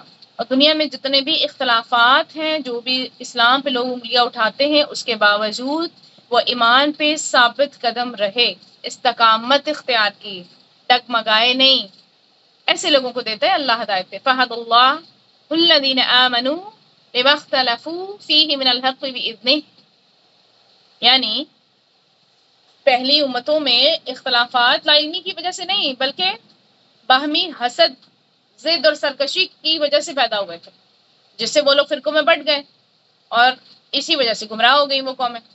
اب اللہ تعالیٰ نے اپنے آخری نبی حضرت محمد صلی اللہ علیہ وسلم بھیج کر اور اپنی آخری کتاب قرآن نازل فرما کے تمام اختلافات کو ختم کر دیا ہے، جس سے اپنی توفیق خاص سے، بِإِذْنِهِ، ہمارے رب نے یہاں پہ کہا ہے بِإِذْنِهِ، اپنے حکم سے، ٹھیک ہے، اور اسی سے اپنی توفیق سے ہی اللہ تعالیٰ نے مومنوں کو صراط مستقیم کی طرف ہدایت دی ہے۔ آپ دیکھیں ذرا، اگر تھوڑا ہسٹری کو دیکھیں تو کیا ہے، دیکھیں پہلے لوگوں نے جمعے کے دن کے بارے میں اختلاف کیا، تو یہودیوں نے ہفتے کے دن کو اختیار کر لیا اور عیسائیوں نے اتوار کے دن کو، لیکن اللہ تعالیٰ نے امت محمدیہ کو جمعہ کے دن کو اختیار کرنے کی ہدایت فرمائی، ٹھیک ہے۔ پھر اسی طرح سے قبلے کے بارے میں بھی اختلاف ہوا، عیسائیوں نے مشرق کو اور یہودیوں نے بیت المقدس کو اپنا قبلہ بنا لیا، لیکن اللہ تعالیٰ نے کیا کیا؟ امت محمدیہ کو کیا دیا؟ کعبۃ اللہ ایز اے قبلہ، اس کی رہنمائی فرما دی، سبحان اللہ۔ پھر اسی طرح سے نا لوگوں نے نماز میں بھی اختلاف کیا، ان میں سے کچھ لوگ تو اپنی نماز میں رکوع تو کرتے ہیں لیکن سجدہ نہیں کرتے، اور کچھ سجدہ کرتے اور باقی جو اس کے لوازمات ہیں وہ پورے نہ کرتے، ٹھیک ہے۔ اور کچھ لوگ ایسے تھے جو نماز پڑھتے ہوئے باتیں بھی کرتے اور کچھ نماز پڑھتے ہوئے چلتے پھرتے، لیکن اللہ تعالیٰ نے امت محمدیہ کو صحیح طریقے سے نماز ادا کرنے کی ہدایت فرمائی، سبحان اللہ۔ پھر اگر ہم روزے کو دیکھیں تو روزے کے بارے میں بھی اختلاف کیا گیا نا، کچھ لوگ کیا کرتے ہیں دن کے صرف کچھ حصے کا روزہ رکھتے ہیں، اور کچھ لوگ کھانے پینے کی تمام نہیں بلکہ کچھ چیزوں سے روزہ رکھتے ہیں کہ بس یہ چیزیں جائز نہیں، کچھ لوگ فروٹس وغیرہ کھاتے ہیں کہ فروٹس کھانا جائز ہے، پکی ہوئی چیزیں نہیں کھا سکتے روزے میں، اللہ اکبر۔ تو اللہ تعالیٰ نے امت محمدیہ کو صحیح روزہ رکھنے کی بھی ہدایت فرما دی۔ پھر اسی طرح سے اختلاف اس میں کیا انہوں نے حضرت ابراہیم علیہ السلام کے بارے میں بھی اختلاف کیا۔ یہودی کیا کہتے تھے کہ وہ یہودی ہیں اور عیسائی کہتے تھے حضرت ابراہیم علیہ السلام عیسائی تھے، لیکن اللہ تعالیٰ نے کیا کہا؟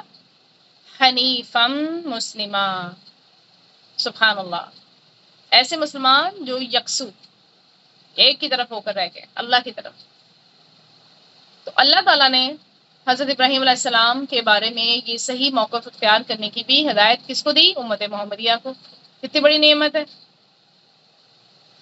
اس کے علاوہ لوگوں نے حضرت عیسیٰ علیہ السلام کے بارے میں بھی اختلاف کیا، ٹھیک ہے؟ یہودیوں نے تو ان کی تکذیب ہی کر دی نا، اور ان کی والدہ پہ بہت بڑا بہتان بھی لگا دیا، اور عیسائیوں نے آپ ہی کو معبود بھی بنا لیا، اللہ کا بیٹا بھی قرار دے دیا۔ لیکن اللہ تعالیٰ نے کیا کہا؟ اللہ تعالیٰ نے آپ کو اپنی طرف سے ایک روح اور اپنا ایک کلمہ قرار دیا، اور پھر جو آپ کے بارے میں صحیح موقف تھا وہ مسلمانوں کو سمجھا دیا، ہدایت فرما دی امت محمدیہ کو۔ کس کے ساتھ؟ بِإِذْنِهِ، یعنی اللہ تعالیٰ نے انہیں اپنی طرف سے علم عطا فرما کر اور اپنی طرف سے ہدایت سے نواز کر سیدھی راہ دکھائی۔ اور اللہ تعالیٰ کیا فرماتے ہیں؟ واللہ یہدی من یشاء الی صراط مستقیم، اللہ تعالیٰ جسے چاہتے ہیں سیدھا راستہ دکھاتے ہیں اپنی مخلوق میں سے، سبحان اللہ۔ ایک اور بات ہے یہاں پہ دیکھیں، جو امت محمدیہ ہے نا، اس میں بھی دیکھیں شروع میں نا اختلافات تو ہوئے۔ دین میں ہمیں کیا سکھایا جاتا ہے کہ کوئی اختلاف نہیں ہے، نہیں کرنا ہمیں، لیکن اختلاف کیا لوگوں نے۔ سلف صالحین سب کے سب کسی شخص کی تقلید کی بجائے براہ راست قرآن و سنت پر عمل کرتے تھے نا۔ ان میں نہ شیعہ سنی کی تفریق تھی، نہ ان میں کوئی حنفی تھا، نہ مالکی تھا، نہ شافعی تھا، نہ حنبلی تھا، نہ کوئی نقش بندی تھا، نہ کوئی قادری تھا، نہ کوئی چشتی تھا۔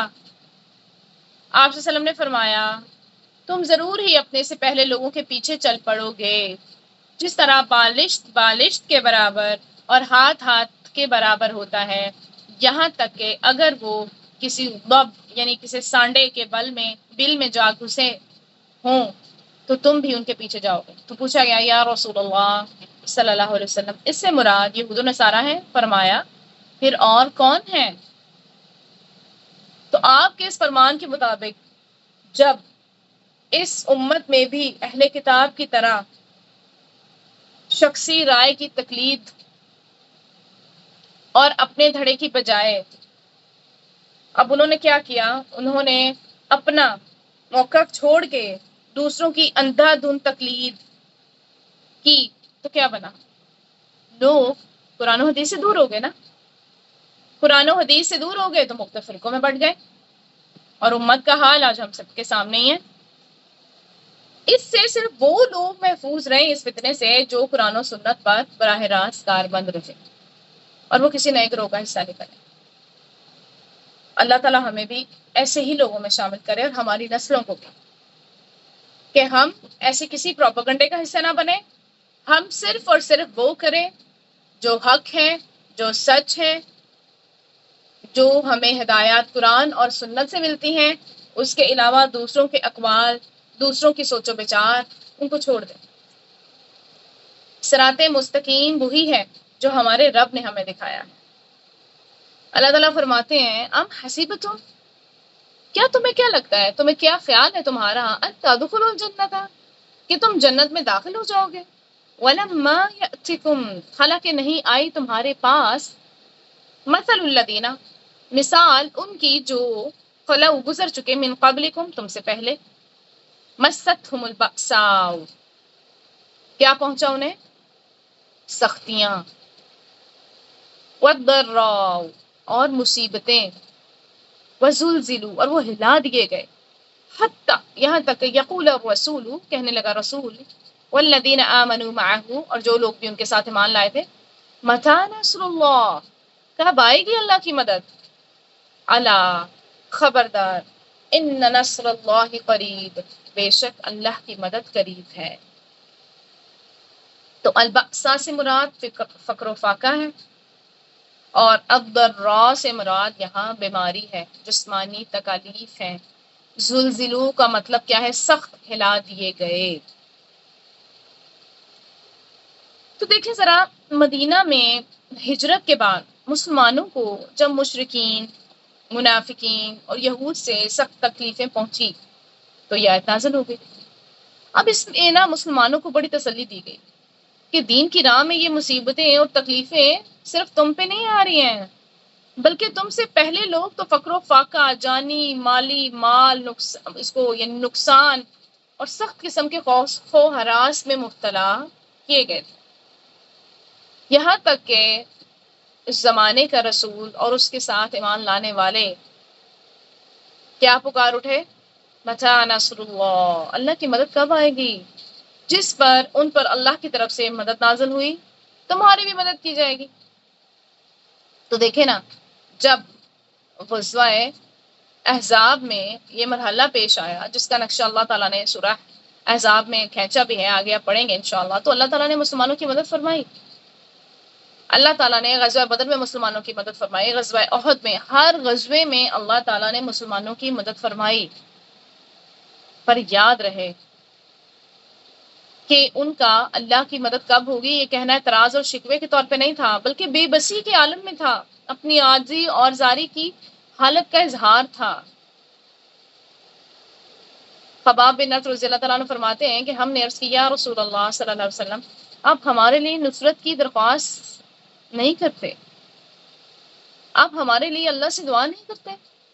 تو آپ صلی اللہ علیہ وسلم نے فرمایا، پہلے لوگوں میں سے ایک کے سر کی مانگ پر آرا رکھ دیا جاتا اور وہ اس کے قدموں تک پہنچ جاتا، مگر یہ چیز اسے اس کے دین سے نہیں پھیرتی تھی، اور لوہے کی کنگھیوں سے اس کے گوشت اور ہڈی کو الگ کر دیا جاتا، یہ چیز اسے اس کے دین سے نہیں پھیرتی تھی۔ پھر آپ صلی اللہ علیہ وسلم نے فرمایا، اللہ کی قسم یہ کام ضرور مکمل ہو کر رہے گا، یہاں تک کہ سوار صنع سے حضر موت تک چلا جائے اور اسے اللہ کے ڈر کے سوا کسی کا ڈر نہ ہو، یا اسے اپنی بکریوں سے متعلق بھیڑیے کا خوف نہ ہو، لیکن تم ایسے لوگ ہو کہ بہت جلدی کرتے ہو۔ اللہ اکبر۔ تو یہ اس صحابی کے بارے میں کہا جا رہا ہے، تو پھر آپ ذرا سوچیں ہمارا تو کیا ہی معاملہ ہے، ہم تو بہت ہی جلد باز ہیں، ہمیں کوئی مصیبت کوئی سختی پہنچ جائے تو کیا کرتے ہیں؟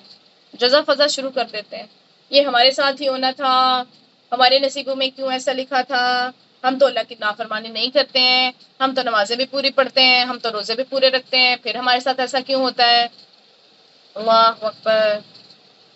یاد رکھیے، ام حسبتم ان تدخلوا الجنہ، تمہیں کیا لگتا ہے؟ جب ایسی کوئی بات ذہن میں آئے تو یہ سوال اپنے آپ سے کریں کہ کیا لگتا ہے کہ جنت میں بس ایسے ہی چلے جائیں گے بڑے بڑے ایمان کے دعوے کر کے؟ عملی طور پہ کچھ نہیں کرنا پڑے گا، صحابہ کرام نے اتنی قربانیاں دی ہیں، ہم تو ان کے پیروں کی خاک بھی نہیں ہیں، ہمارے تو بہت سارے ایسے اعمال ہیں جو غلط ہیں اور ہمیں پتہ ہے، پھر ہم دھڑلے سے کیسے کہہ سکتے ہیں کہ ہم پہ کوئی مصیبت نہ آئے، کوئی پریشانی نہ آئے، اور ہم اللہ تعالیٰ سے نعوذ باللہ استغفر اللہ شکوے کرنے بیٹھ جائیں؟ اللہ سے دعا کر سکتے ہیں، ہم شکوہ نہیں کر سکتے۔ اللہ کی مدد آتی ہے، اللہ نے فرشتوں کے ذریعے مسلمانوں کی مدد فرمائی ہر غزوے میں تقریباً۔ آج ہمارے لیے بھی، میرے لیے، آپ کے لیے بھی فرشتے اتر سکتے ہیں اگر ہمارا ایمان صحابہ کرام کی طرح مضبوط ہو جائے، اگر ہمیں اپنے رب کے احکامات پہ عمل کرنا آ جائے۔ ہم لوگ آیات پڑھتے ہیں اور پڑھتے ہی چلے جاتے ہیں، وہ آیت پڑھتے تھے، عمل کرتے تھے، پھر آگے چلتے تھے۔ ہمارا ایمان ویسا نہیں ہے، ہمارا صرف پڑھنا پڑھانا رہ گیا ہے، یہاں سے بھی علم لے لو، وہاں سے بھی علم لے لو، بس علم لیتے چلے جائیں، لیکن عمل میں بڑے کچے ہو گئے ہیں، ہم بڑے پیچھے رہ گئے ہیں۔ بڑے افسوس کی بات ہے، اپنا محاسبہ کرنے کا وقت ہے یہ ہمارا۔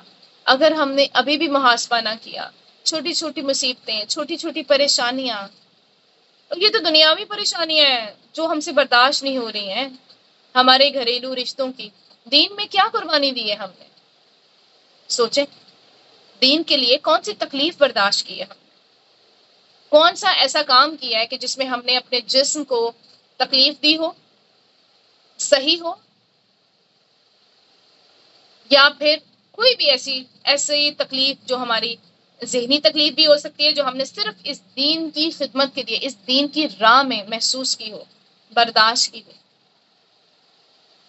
ہم روتے ہیں، تڑپتے ہیں دین کے لیے نہیں، اپنی اولاد کے لیے تڑپتے ہیں. بس ان کا فیوچر سیٹ نہیں ہو رہا ہے، ان کو اچھی جاب نہیں مل رہی ہے، ان کے مارکس اچھے نہیں آ رہے ہیں، یہ فیل ہو رہے ہیں، یہ پاس نہیں ہو رہے ہیں، ان کا جی پی کیسے امپروو کرنا ہے، کیسے یہ آگے جائیں گے. بس یہ فکریں ہیں ہماری.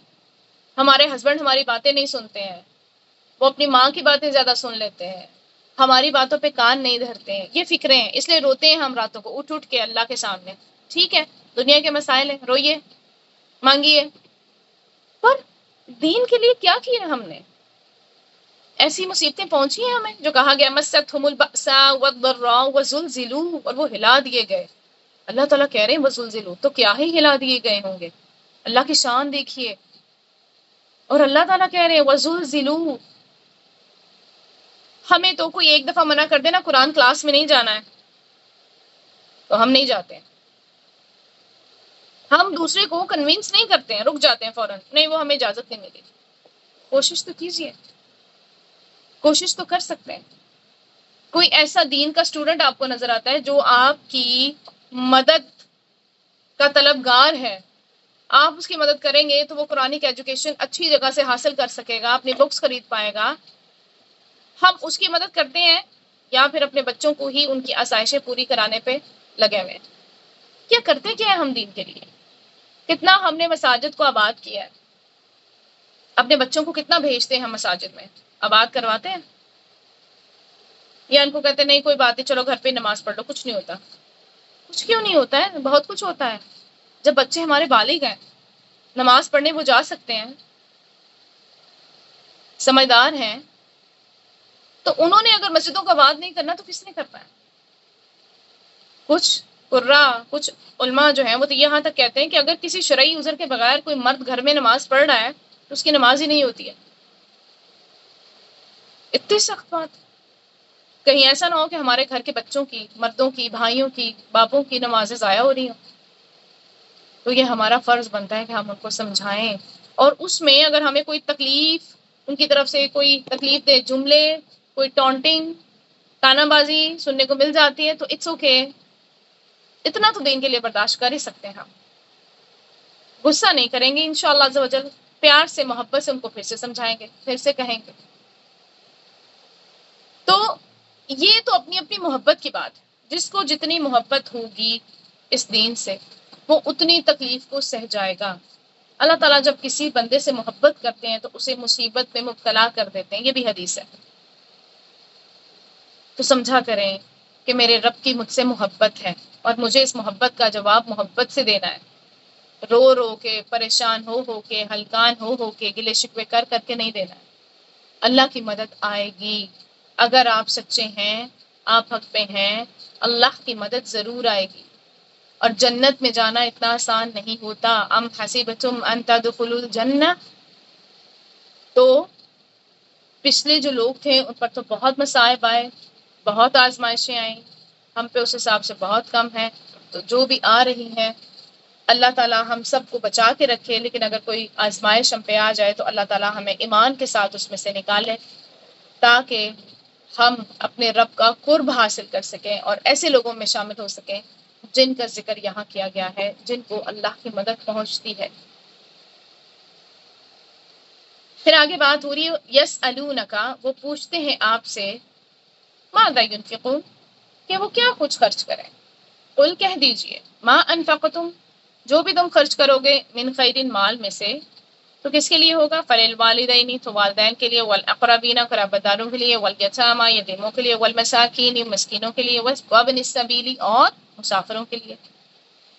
وما تفعلوا، اور جو بھی تم کرو گے، من خیر، کوئی بھی نہیں کی، فإن اللہ بھی علیم، اللہ تعالیٰ اسے خوب جانتا ہے. اللہ اکبر. تو دیکھیں جب اللہ کے رسول حضرت محمد صلی اللہ علیہ وسلم نے مسلمانوں کی تعلیم اور تربیت کا کام شروع کیا، خاص طور پہ ان کے اندر تقویٰ کا احساس پیدا کیا، تو وہ زندگی کے بہت سے اہم امور کے بارے میں پھر بہت محتاط ہو گئے. اور اس محتاط رویے کی وجہ سے احکامات الہی کے بارے میں ان میں سوال پیدا ہوئے تو ان آیات میں ان کے سوالوں کے جواب دیے جا رہے ہیں۔ تو سب سے پہلا سوال جو ہے وہ مال کے بارے میں ہے۔ کیا کہ یہ آپ سے پوچھتے ہیں کہ مال کہاں خرچ کریں۔ انہیں بتا دیجئے کہ جو بھی تم خیر میں سے یعنی مال میں سے خرچ کرو گے، اور خیر میں صرف مال نہیں ہے بلکہ مال کے علاوہ صلاحیت، آپ کا وقت، جو بھی انسان کے پاس نعمت ہے وہ سب چیزیں شامل ہیں۔ تو جب انسان خرچ کرتا ہے نا، خرچ کرنا چاہے، تو انسان کی بھلائی کا سب سے پہلا مستحق اس کے والدین۔ ٹھیک، اور جیسے کہ ابھی ہم نے بات کی کہ اس میں صرف مال نہیں آتا بلکہ مال کے علاوہ اس میں خدمت آ جاتی ہے، تعلیم آ جاتی ہے، اچھا رویہ، اچھا سلوک آ جاتا ہے، اس تمام چیزیں اس میں آ جاتی ہیں۔ تو انسان والدین کے ساتھ بھلائی کرے۔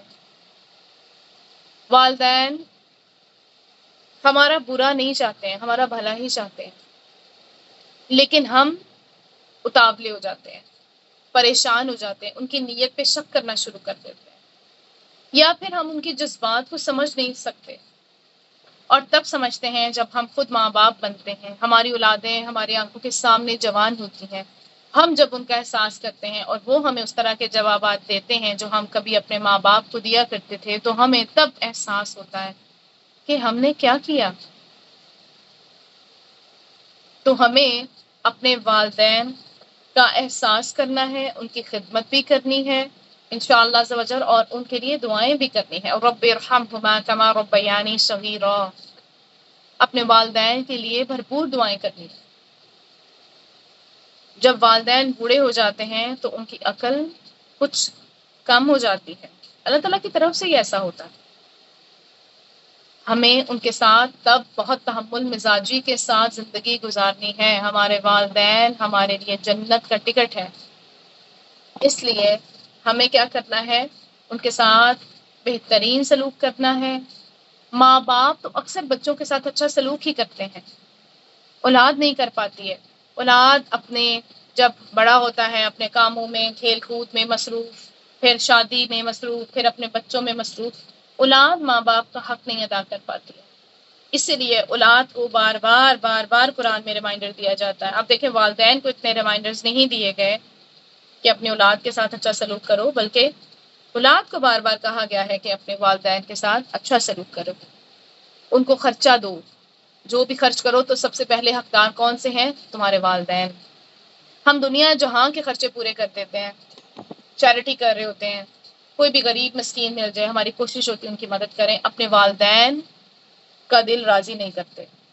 اپنے والدین کی جیبوں میں ہمیں پیسے ڈال دینے چاہیے، یہ نہ سوچیں کہ میں بیٹی ہوں اور وہ بیٹا ہے تو یہ اسی کا فرض ہے۔ ٹھیک ہے، بیٹا اپنی کمائی میں سے اپنے والد کو دے، لیکن ایز اے بیٹی آپ بھی اپنے ہسبینڈ کی اجازت سے، یا اگر آپ شادی شدہ نہیں ہیں تو آپ اپنے والد کے لیے تحفے تحائف لائیے، ان کو وہ دیجئے، ان کے جیب میں کوئی پیسے کبھی آپ بھی ڈال دیجئے تاکہ ان کا دل راضی ہو جائے، کیونکہ ساری زندگی وہ ہمارے لیے کماتے ہیں، اور اگر ہم جب وہ بوڑھے ہو جاتے ہیں، جب وہ کما نہیں سکتے ہیں، ہم ان کی جیب کو بھریں گے تو ان کے دل سے ہمارے لیے دعائیں ہی نکلیں گی۔ تو اپنے والدین کی جیبوں کو بھرنے سے دل کو تنگ نہ کیا کریں۔ بہت سارے لوگ دل تنگ کر لیتے ہیں کہ ان کو تو چاہیے ہی نہیں ہے، انہوں نے کیا ہی کرنے ہیں پیسے، ان کو چاہیے، ان کو نہیں چاہیے، انہوں نے پھینکنے ہیں، انہوں نے رکھنے ہیں، انہوں نے کسی کو دینے ہیں، وہ جانے، ان کی مرضی جانے۔ ہمارا کام ایز اولاد کیا ہے؟ ان کی جیب کو بھرنا۔ تو سب سے پہلا حق اپنے والدین کا ہے جس کو ہم اگنور کر دیتے ہیں۔ پھر اقربین، رشتہ دار، ان کو بھی ہم بھول جاتے ہیں، ان کے ساتھ بھلائی کرنے کا ہمیں کہا گیا ہے۔ رشتہ داروں کو کیا کرنا چاہیے؟ ان کے ساتھ خیر اور بھلائی کے معاملات کرنا چاہیے، اور ان کو دینا دلانا چاہیے، چاہے آپ ان کو زکوٰۃ کے فارم میں دیں، چاہے آپ ان کو صدقات کی فارم میں دیں، چاہے آپ ان کو گفٹ کی فارم میں دیں، بس دینا ہے ہم نے۔ دینے سے کیا ہوتا ہے؟ محبت بڑھ جاتی ہے۔ پھر یتامہ، یتیموں کی کفالت کا ہم نے پیچھے کتنا پڑھا ہے۔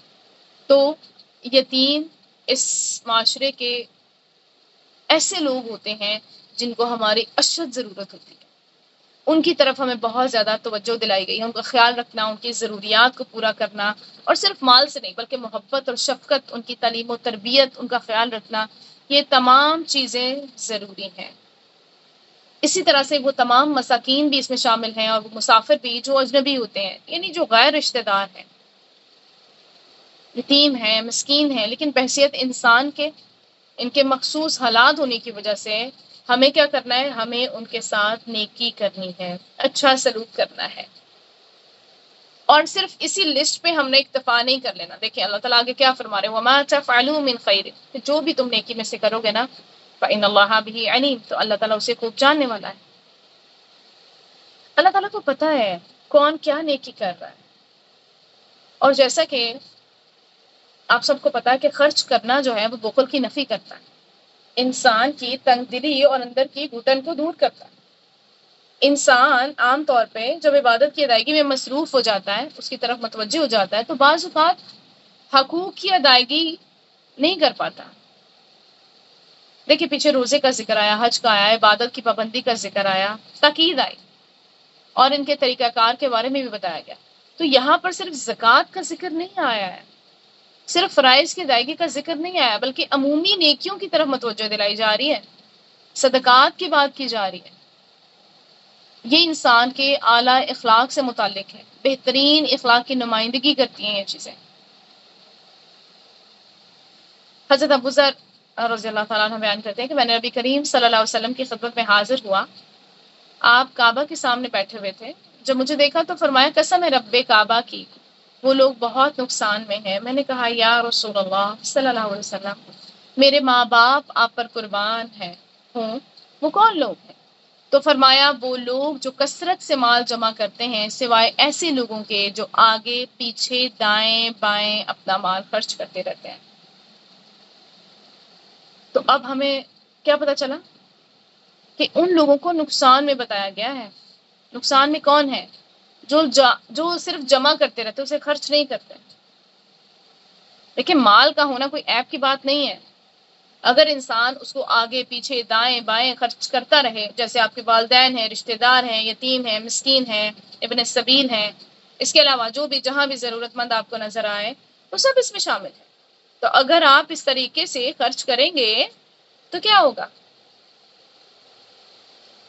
تو وہ مال آپ کے لیے خرابیاں پیدا نہیں کرے گا۔ خرابی تو اس وقت شروع ہوتی ہے جب انسان کے اندر مال کی محبت اور حرص آ جاتی ہے، اور پھر انسان اسے صرف اپنی ذات یا اپنے گھر والوں تک سمیٹ لیتا ہے، بس اس خیر کو وہ عام نہیں کرتا۔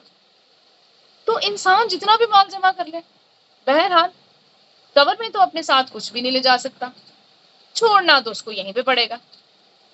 اس لیے آپ صلی اللہ علیہ وسلم نے جب لوگوں کو مال خرچ کرنے پر اور خیر کو عام کرنے پر اکسایا، تو آپ نے فرمایا تم میں سے ایسا کون سا شخص ہے جو اپنے وارث کے مال کو اپنے مال سے زیادہ عزیز رکھتا ہو؟ وارث کا مال دیکھیں کون سا ہوتا ہے؟ جو آپ چھوڑ کے جانے والے ہیں۔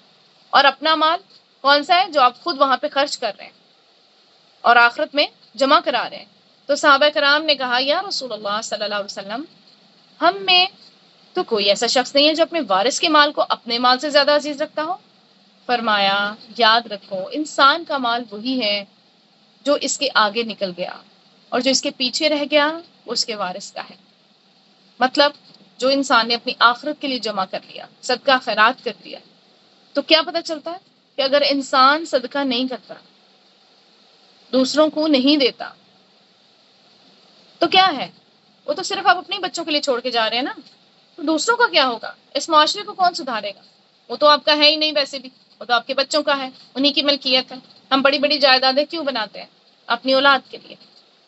کس کے لیے اتنی انتھک محنت کر رہے ہیں آج کہ نہ ہمیں نماز پڑھنے کا وقت ملتا ہے، نہ قرآن پڑھنے کا وقت ملتا ہے، نہ دین کا علم حاصل کرنے کا کسی بھی ذریعے سے ہمیں وقت کیوں نہیں ملتا؟ ہم نے اپنے آپ کو دنیا کمانے میں مصروف رکھا، اور دنیا کما کس کے لیے رہے ہیں؟ اپنی اولاد کے لیے، بس۔ نہ اولاد کی تربیت اچھی کر پا رہے ہیں۔ اس اولاد نے ہمارے لیے صدقہ جاریہ بننا ہے، تو کیسا صدقہ جاریہ ہوگا، اچھا یا برا؟ یہ آج ہمیں اپنی اولاد کو دیکھ کے سمجھ جانا چاہیے۔ ہم ان کو کیا دے رہے ہیں؟ صرف پیسہ دے رہے ہیں؟ صرف جائیدادیں دے رہے ہیں؟ یا پھر کیا ہو رہا ہے؟ ہم ان کی اچھی تربیت کر رہے ہیں، ہم ان کو نماز قرآن کی تعلیم دے رہے ہیں اور وہ ہمارے لیے بہترین صدقہ بنیں گے، تو ہمیں اپنی تربیت کا بھی جائزہ لینا ہے، اپنی نیت کا بھی جائزہ لینا ہے، اپنی آخرت کی فکر بھی کرنی ہے، اور ہمیں اپنے آپ کو فوکس کرنا ہے کہ ہم کون کون سا ایسا کام کر سکتے ہیں جو خیر کا کام ہو، جس میں لوگوں پر احسان نہیں جتانا، ٹھیک ہے، بلکہ کیا کرنا ہے، صرف اپنے رب کی رضا کی خاطر ہم نے ان کو دینا ہے۔ کیوں؟ وَمَا تَفْعَلُوا مِنْ خَيْرٍ فَإِنَّ اللَّهَ بِهِ عَلِيمٌ، اللہ تعالیٰ اسے جانتا ہے، تو اللہ تعالیٰ کو ہی جاننا ہے، بس دوسروں کو جاننا ضروری نہیں ہے۔ اس کے بعد بات ہو رہی ہے قتال کی۔ کتبہ لکھ دیا گیا، علیکم تم پر، القتال قتال، وہوا کرہ لکم اور وہ ناپسندیدہ ہے تمہارے لیے، وعسیٰ اور ہو سکتا ہے ان تکرہوا شیئا کہ تم کسی چیز کو ناپسند کرو، وہو خیر لکم اور وہ تمہارے حق میں بہتر ہو، سبحان اللہ، وعسیٰ اور ہو سکتا ہے ان تحبوا شیئا کہ تم کسی چیز کو پسند کرو، وہو شر لکم اور وہ تمہارے لیے بری ہو، واللہ اور اللہ یعلم جانتا ہے، وانتم لا تعلمون اور تم نہیں جانتے۔ تو کیا فرمایا کہ تم پہ تو قتال فرض کیا گیا ہے، صرف مال خرچ کرنا نہیں ہے، کچھ اور بھی کرنا ہے، قتال، ٹھیک ہے۔ قتال کا مطلب یہ نہیں کہ بس ایسے ہی جاؤ اور مارنا شروع کر دو، نہیں، قتال شرائط کے ساتھ فرض۔ سب سے پہلی کنڈیشن ایک یہ کہ قدرت اور جواباً اس کی تیاری بھی ہو، جسمانی اور مالی وغیرہ، ٹھیک ہے۔ اس لیے ہم دیکھتے ہیں کہ مکہ میں مسلمانوں پہ دیکھیں ظلم تو بہت ہو رہا تھا، لیکن چونکہ ابھی مسلمان تیار نہیں تھے نا، اس لیے جب انہوں نے اجازت مانگی تو اجازت نہیں دی گئی۔ تو جہاں بھی مسلمان پوری طرح تیار نہ ہوں، ان کو ایسی کارروائیوں سے باز رہنا چاہیے۔ فائدے کی بجائے کیا ہوگا، الٹا نقصان ہو جائے گا۔ کوئی بھی کام ہو، چاہے قتال ہو یا غیر قتال، وٹ ایور، جب آپ کسی بھی بغیر تیاری کے کوئی کام کرتے ہیں نا تو الٹا پڑ جاتا ہے، نقصان ہو جاتا ہے۔ مثلا آپ کو کوکنگ کرنی ہے، آتی ہی نہیں ہے، کھانا پکانا نہیں آتا ہے، اور آپ کھانا پکانا کھڑے ہو گئے ہیں، تو کیا ہی کریں گے آپ، چیزیں خراب کر دیں گے نا۔ آپ کو کپڑے سینے نہیں آتے، پتہ ہی نہیں ہے، اور سینے کھڑے ہو گئے تو وقت ضائع کریں گے۔ پوری پلاننگ کے ساتھ کام کرنا شروع کرنا چاہیے نا، پہلے سیکھیں، ٹھیک ہے، سیکھنا تو شرط ہے، تیار ہونا تو شرط ہے۔ دوسری بات یہ قتال جو ہے نا وہ ایک امام کی قیادت میں ہوگا، کوئی اپنی طرف سے اٹھ کے قتال نہیں کر سکتا، کوئی اپنی طرف سے آ کے جہاد اور جنگ نہیں لڑ سکتا، یعنی امام المسلمین اس کا اعلان کرے، کسی ایک حکومت کی سرکردگی میں ہوگا۔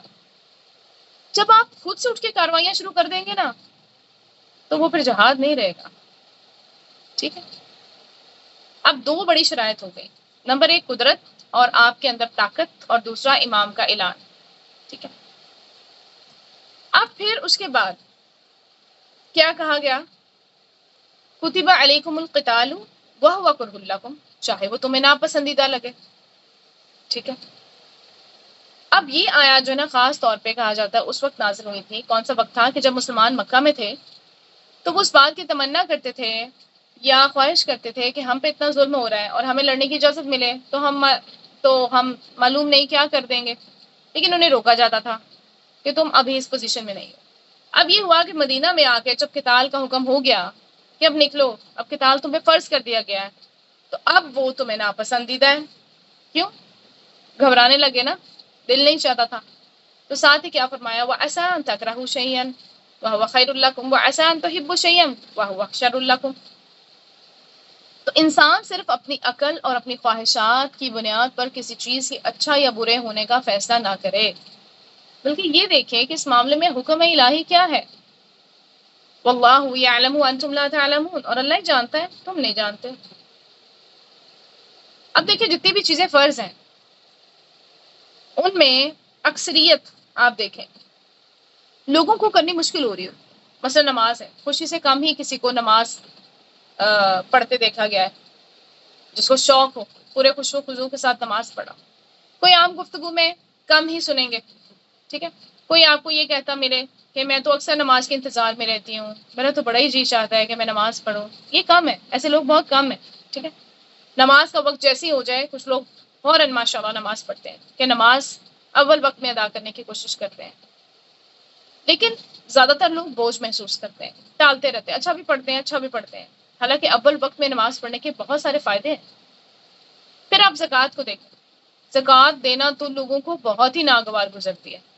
زکوٰۃ میں نے دیکھا لوگ خوشی سے نہیں دیتے ہیں، بہت کم لوگ ہیں وہی والی بات جو خوشی سے دیتے ہیں، اور بعض لوگ تو دیتے ہی نہیں ہیں، سبحان اللہ، انہیں ڈر ہی نہیں لگتا ہے، کیونکہ پڑھا ہی نہیں ہے، نہ قرآن میں پڑھا ہے نہ حدیث میں پڑھا ہے کہ زکوٰۃ نہ دینے والے کی سزا کیا ہے، ہیلے بہانے کرتے ہیں۔ اور کچھ لوگ دیکھیں حج بھی نہیں کرتے ہیں، حج ان پہ فرض ہو چکا ہوتا ہے، ٹالتے رہتے ہیں، کبھی یہ مجبوری ہے تو کبھی وہ مجبوری ہے، اچھا آپ چلے جائیں گے تو کل چلے جائیں گے، اگلے سال چلے جائیں گے، اور ان ساری مجبوریوں کے ساتھ دیکھیں بزنس ہمارا ماشاء اللہ ٹاپ پہ چل رہا ہوتا ہے، فیملی کے ساتھ ویکیشنز بھی اچھے جا رہے ہوتے ہیں، ہے نا، رشتہ داروں سے ملنے جلنے بھی جاتے ہیں، دنیا کے سارے کام کر رہے ہوتے ہیں، لیکن حج کی توفیق نہیں ہوتی ہے۔ تو جو بھی چیزیں فرض ہیں وہ عموماً انسان کو جو پابندی ہے وہ مشکل لگتی ہے، لیکن ایسی پابندی